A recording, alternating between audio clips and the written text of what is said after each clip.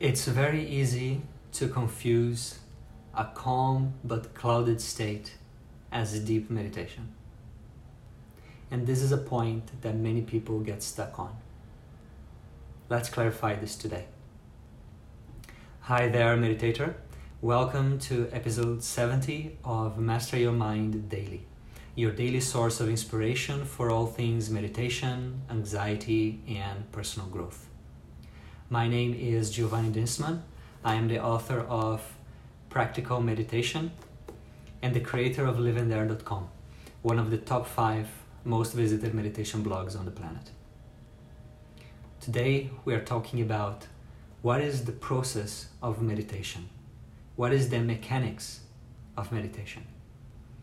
And what I'm sharing today applies for basic all types of concentration meditation and may also apply to some other types of meditation, like awareness meditation, mindfulness meditation as well, to some extent, but especially for concentration meditation. And I've written a blog about this topic. If you just Google the process of meditation, you'll probably find my blog there on the first page. So, how do we grow in meditation? And by the way, this video is not for those who are just starting the practice, because it would be too much too soon. This video is for you if you already have a daily meditation practice for a while and you want to deepen it, you want to take it to the next level. And for the purpose of this explanation, I will use the breath as an example for an object of meditation because it's one of the most common ones. Whatever I say here also applies whether you meditate on the breath, on a mantra, on a candle flame, on a chakra, on a sensation in your body, whatever it is. The same idea applies. So imagine the time in meditation as a continuum, okay? Imagine a whiteboard, and every moment in your meditation practice is a circle. And then the next moment comes and there's another circle, and then another circle, okay? Each of these circles can have one of 3 colors. It can be green, which means I am with my breath and paying attention only to my breath. That's a green circle in that moment. The circle could be red, means my attention is somewhere else, in a thought, a feeling, a sensation, a distraction. And the circle, the dot, could also be gray. When it's gray, you don't have that sharp attention on your meditation object. You're not directly aware of it, but at the same time, you are not kind of lost in anything else. You are calm, but awareness is clouded. It's not with the object of meditation. So what happens is, as you begin to progress in meditation, you will experience more and more of those gray dots. And you feel like, this is great. I am feeling more calm. I am not thinking about so many things. This means progress. And it does mean progress. Because in the beginning, your meditation board will probably just going to be full of red dots with a few green ones. So changing the red dot to a gray dot and having more of that is a sign of progress. And even if your meditation is just full of gray dots, you will already have some of the benefits, because that is a state of relaxation. It's a state of rest. And you will have some of the benefits of meditation that rely on those 2 qualities of meditation, relaxation and rest. But if you want to really master your mind, if you want to explore altered states of consciousness, if you want to grow spiritually, if you want to sharpen your faculties and explore your potential, then you want to move away, want to move beyond that gray state. So this is something that is an eye-opener for most intermediate meditators that come and read that article. They realize where they felt that they are going deeper in meditation, they felt that they're calm, but it doesn't really progress past that point. And now that they can see that, okay, that's kind of an intermediary state. So what happens is you need to be aware whether you are with thoughts and distractions, or if you are in a state that is kind of clouded, calm but clouded, in gray states. And whether you are in the red state or in the gray state, you become aware of it and you bring your mind back to the meditation object. And you do that again and again and again for the whole duration of your practice. That is how to go deeper in meditation. In the beginning, your purpose, your goal is not depth. Your goal in the beginning is awareness. To notice as quickly as possible when you have left the green state. And that means there will be less red states and less gray states. That's the purpose in the beginning, just to come back as quickly as possible to that green state.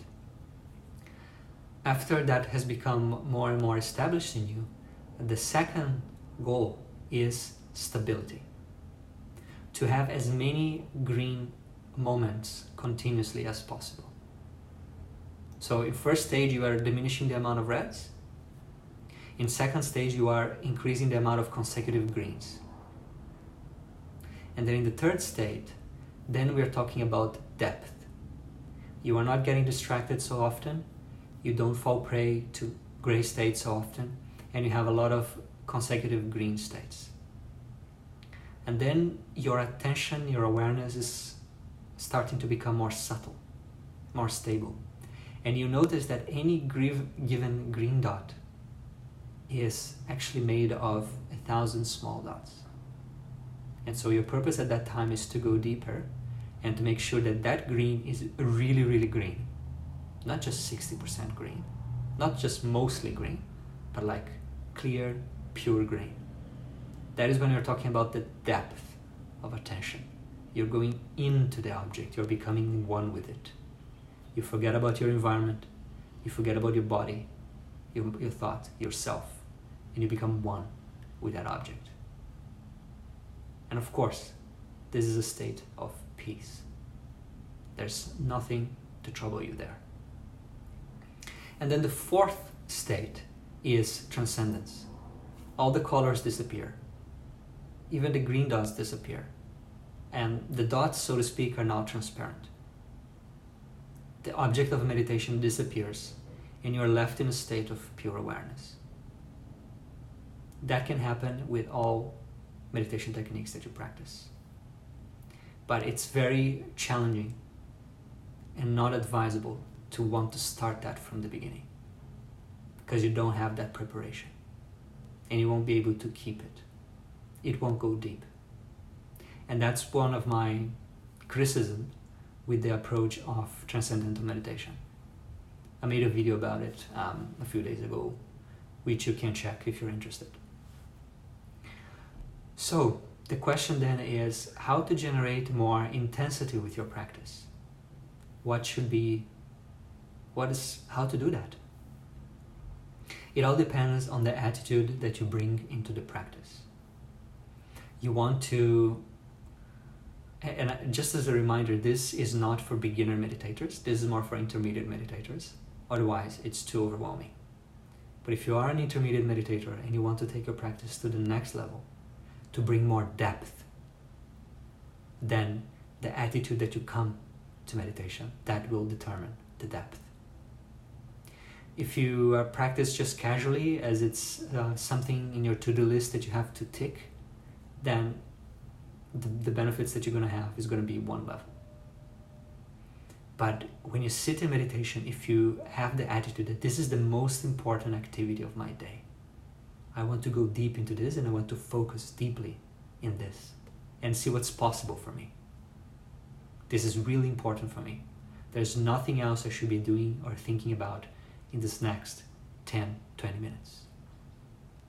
Then with that attitude, meditation is going to have a different taste. And you're going to be so much more present and focused. We naturally pay attention to the things we like. When you are in love, no one needs to remind you to think of your beloved. You are naturally thinking about him or her all the time. When you just have a new baby, you're naturally thinking about the baby all the time. And I've recently become a father, so I know the feeling. And so if we can have that level of interest in our meditation object, then it will be much easier to remain focused, to remain present. And then concentration can go deep. And then if you keep on like this, you can achieve states known as samadhi or jhana in the traditional texts. If that doesn't mean anything for you, don't worry about it. So we pay attention naturally to the things we like. And that's why I emphasize the 3 pillars of meditation: habit, technique, transformation. The technique piece is finding the technique that works best for you. Because some meditation objects, you will sync with them very easily. You are interested in them. And if the breath is not such an object for you, then you probably shouldn't meditate, focus on the breath. If you find sound more interesting, then meditate on a mantra. If you're more of a visual person, meditate on something visual like a candle flame or a visualization. So you get the feeling. Choosing or finding the meditation object that is most attractive for you, that will be helpful in keeping your attention naturally with the object during meditation. So if it is the breath, you want to feed a sense of interest and curiosity with the breath as you meditate. A sense that there is so much to be known about the breath. There's so much to explore here, so much to experience, so many subtleties that are very pleasant to understand and to experience and to feel. So if you have that type of mindset, then you'll be able to stay with the breath for longer. And your meditation will be more enjoyable, more interesting. And if you don't have that mindset, then you have 2 options. You can either generate that mindset by having that type of self-talk, or experiment another style of meditation until you find one that clicks for you. And if you want a step-by-step method to doing that with support of a teacher, then I think you should join my Limitless Life program. So, keeping the interest alive and intense in the object of meditation. That is the trick. The more you have that, the more you're going to have green dots in your meditation sheet. There are some metaphors that can give you the idea of what that intensity feels like. One metaphor that I like a lot is the person walking the tightrope.